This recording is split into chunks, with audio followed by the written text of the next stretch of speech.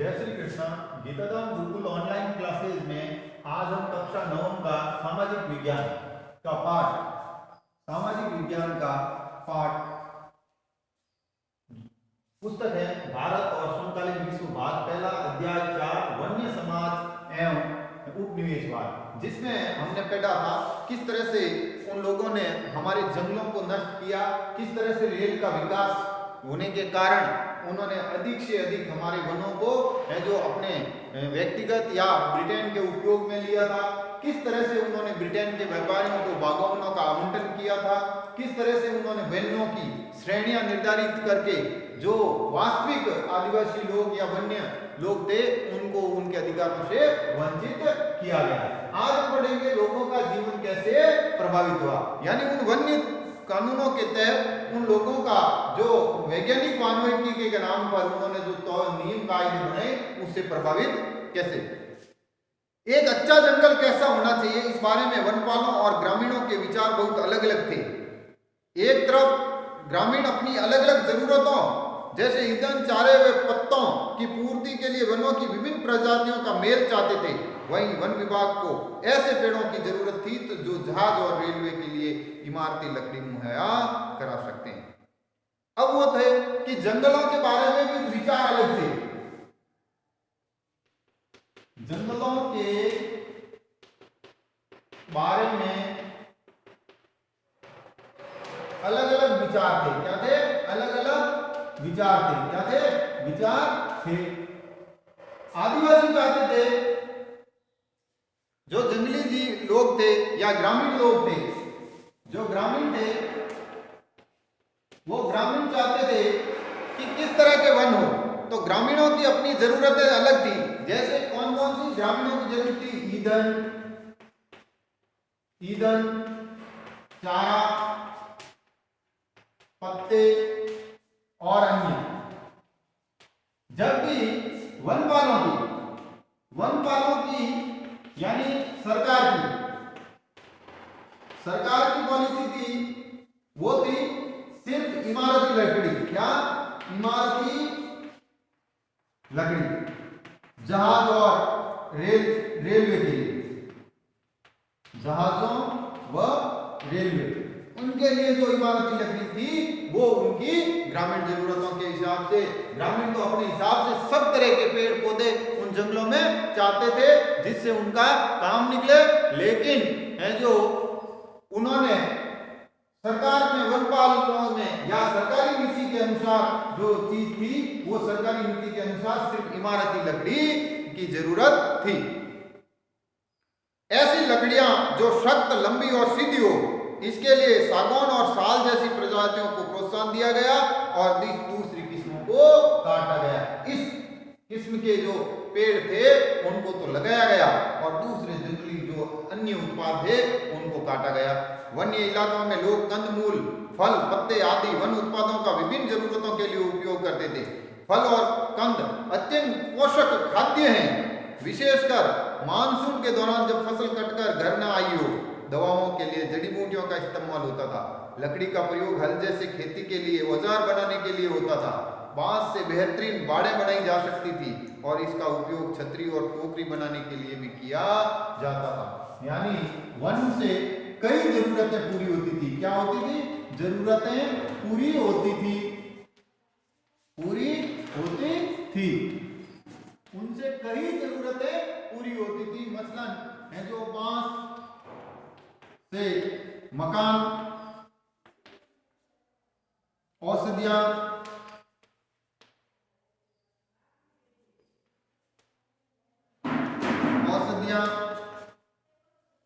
और कंदमूल,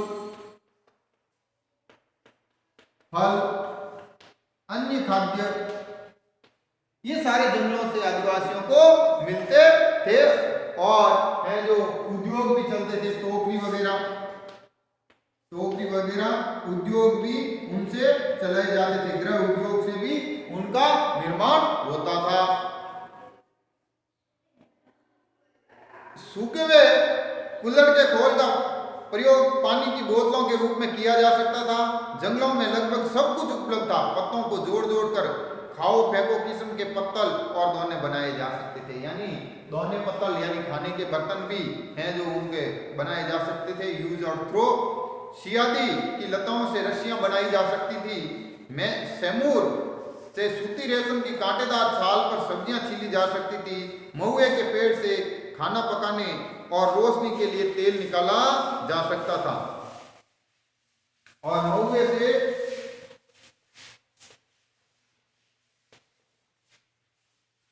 तेल निकालते थे जो उस समय उनकी हैं जो जरूरतों को रोशनी और खाना पकाने के लिए उनकी जरूरतें पूरी होती थी।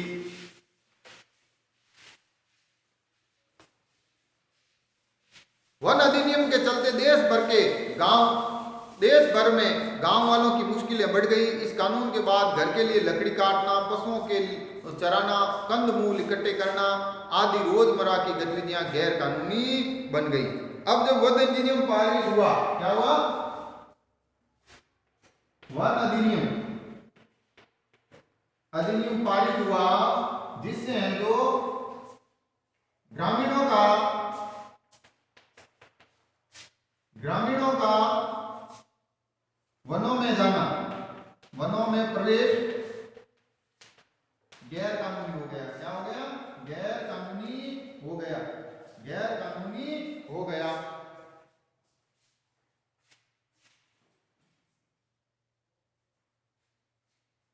उनके पास जंगलों में लकड़ी चुराने के अलावा कोई चारा नहीं बचा और पकड़े जाने की स्थिति में वे वनरक्षकों की दया पर होते जो उनसे घूस ऐंठते थे। और अगर इसमें है जो अपनी जरूरतों के लिए चोरी करने लगे, क्या लगे?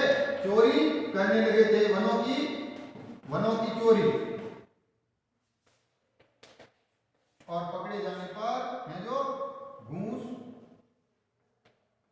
या दया पर उनका निर्वाह होता था या फिर वो कानूनी शिकंजे में फंस जाते थे। जलावनी लकड़ी एकत्रित करने वाली औरतें विशेष तौर से परेशान रहने लगी। मुफ्त खाने पीने की मांग करके लोगों को तंग करना पुलिस और जंगल के चौकीदारों के लिए एक सामान्य बात हो गई।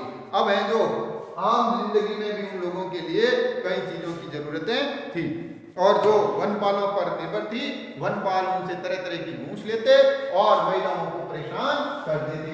अब हम पढ़ेंगे वनों के नियमन से खेती कैसे प्रभावित हुई।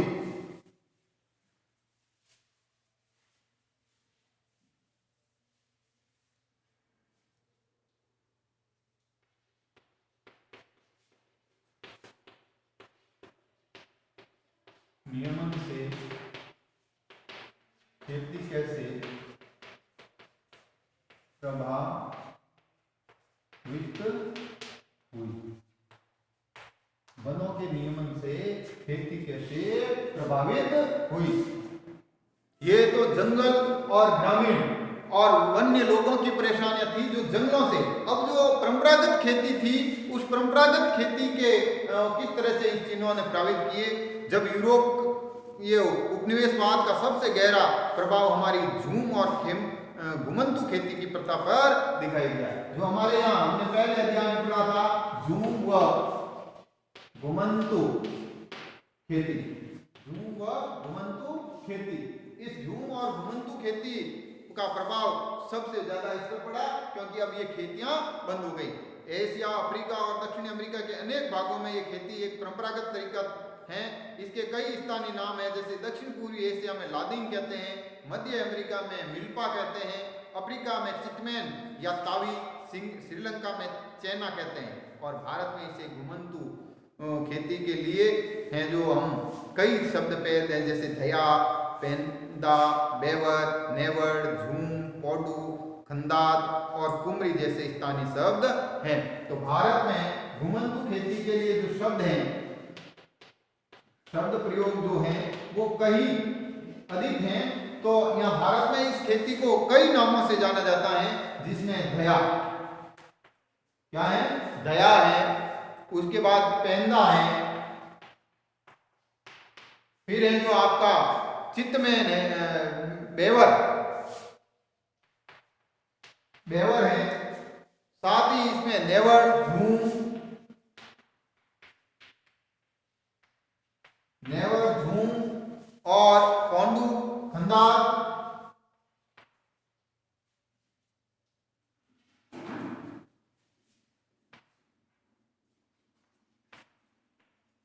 पोंडू, खदार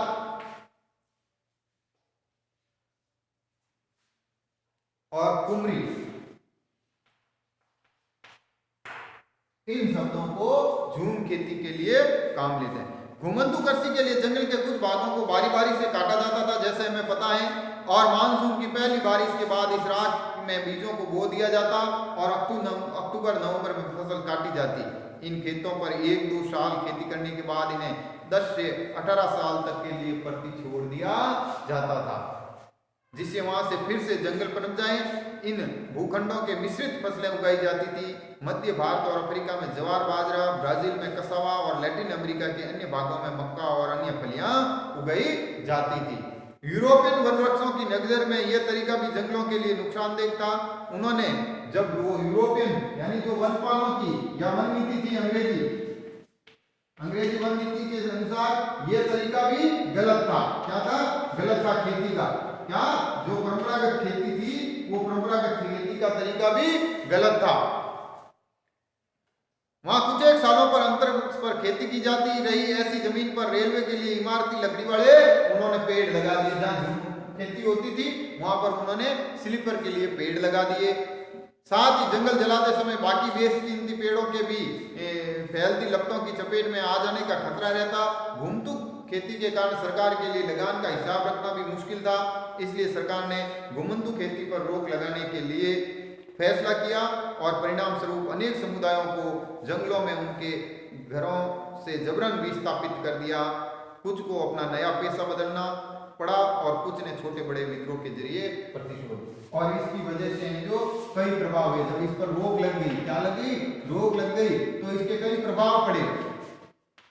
सबसे पहले तो कुछ लोगों ने पेशा बदल दिया, पेशा बदल दिया, यानी जो कृषक थे अब वो मजदूर हो गए।